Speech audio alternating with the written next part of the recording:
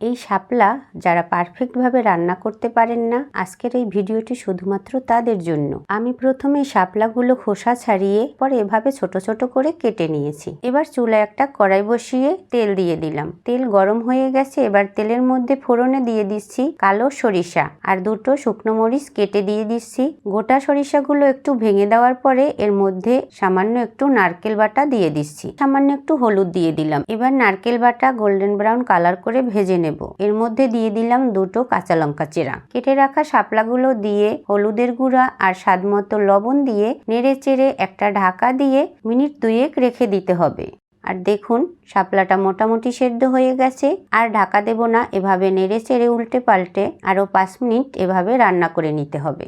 এই পর্যায়ে দিয়ে দেব ধনেপাতা কুচি আর স্বাদের জন্য সামান্য একটু চিনি দিয়ে দিলাম। এবার নেড়ে চেড়ে ভালো করে মিশিয়ে নামিয়ে নেব। চটজলদি বানিয়ে নিলাম দুর্দান্ত স্বাদের শাপলা ভাজি। গতকাল আমার এক দিদি আমাকে ভালোবেসে এই আমড়াগুলো দিয়েছে, তাই ভাবলাম এই আমড়াগুলো দিয়ে একটা মুখরোচক খাবার তৈরি করে নিই। আমড়াগুলো খোসা ছাড়িয়ে এবার কেটে নেব।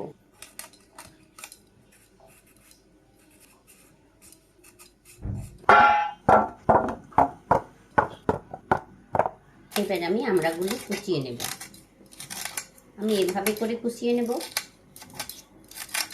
এই যে দেখুন বন্ধুরা, আমড়াগুলো আমি খুব পাতলা পাতলা করে কেটে নিয়েছি। তো এবার আমি যে উপকরণগুলো দিয়ে মেখে নেব সেগুলো একবার দেখে নিন। এখানে বিট লবণ নিয়েছি 1 চা চামচ, দুটো মরিচ নিয়েছি, সামান্য একটু সরিষা গুঁড়ো করে, এই সমস্ত কিছু একসঙ্গে গুঁড়ো করে নিয়েছি। এবার মশলাটা দিয়ে দিচ্ছি।